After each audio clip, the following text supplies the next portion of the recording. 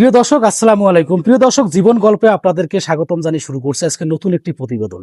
প্রিয় দর্শক, হয়তোবা আপনারা জেনে থাকবেন যে অসহায়, হতদরিদ্র এবং সুবিধা বঞ্চিত পরিবারের যে মেয়েগুলো আছে, টাকা পয়সার অভাবে যাদের বিয়ে শাদী হচ্ছে না, তাদেরকে নিয়ে মূলত আমাদের কার্যক্রম। প্রিয় দর্শক, ক্যামেরার সামনে দেখেছেন সুন্দর এক ফুটফুটে আপু, অনেক সুন্দরভাবে কাজ করতেছে। আমরা তার জীবনের গল্প আপনাদের সাথে আমরা শেয়ার করতে যাচ্ছি। আসসালামু আলাইকুম। ওয়ালাইকুম সালাম। আপু, ভালো আছেন? আর ভালো থাকুন কেমনে, গরিব মানুষের ভালো থাকা আছে আর। আপু, একটু কাজগুলো বন্ধ করেন, আপনার সাথে একটু কথা বলবো। হ্যাঁ, এই যে নার্সারি করছেন, নার্সারি তো আপনার না? হ্যাঁ ভাই আমার। ও আচ্ছা আচ্ছা।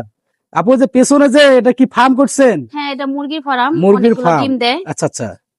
আহ ওই মুরগির ফার্ম গাছ করছেন তাই না? হ্যাঁ আপু, মূলত হচ্ছে কি সমস্যা, কি আপনি কাজ করতেছেন? আপনার পরিবারে কে কে আছে? ভাই, কি দুঃখের কথা কি বলবো, ছোটকালে আমার বাবা মারা গেছে, আমার মা আছে, আমার একটা ছোট ভাই আছে, ওইটা তো কর্ম করতে পারে না। এখন কি করব, বাড়ির জন আছে, এই একটা মুরগি ফার্ম দিছি। আর এই যে কয়টা গাছ আই না, গাছ মনে করেন সেবা যত্ন করতেছে, পানি টানি দিয়া।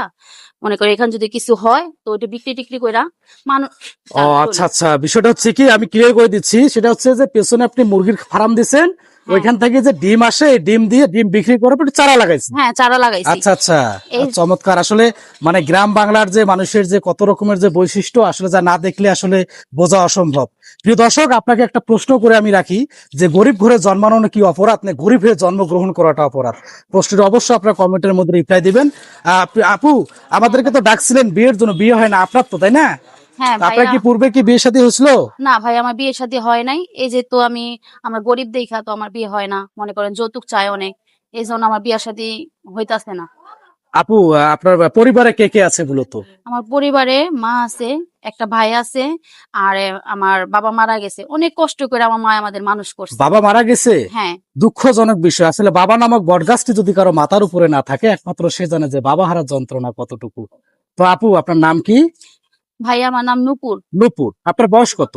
আমার বয়স 22 চলতেছে। 22 বছর। হ্যাঁ তাহলে আপুর নাম হচ্ছে নূপুর, বয়স হচ্ছে 22।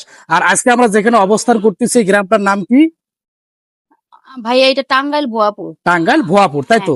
তো আপু, আপনার এই প্রতিবেদন ভিডিওটি দেশ এবং দেশের বাইরে থেকে অনেকে দেখবে এবং আমাদেরকে কল করবে।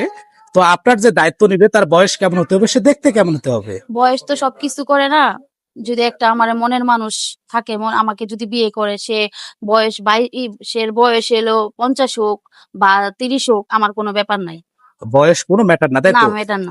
আপু, তার ঘরে বউ বাচ্চা আছে, আপনার দায়িত্ব নেবে, আপনাকে দ্বিতীয় বা তৃতীয় বউ বানাতেছে, আপনি রাজি আছেন? হ্যাঁ ভাই, আমি রাজি আছি। আপু, তার ঘরে সন্তান আছে, মানে অর্থাৎ তার ওয়াইফ ছিল, চলে গেছে, তার ঘরে সন্তান একটা রেখে গেছে, আপনি সন্তানের দায়িত্ব নিতে পারবেন? হ্যাঁ, সে যেন আমার বিয়ে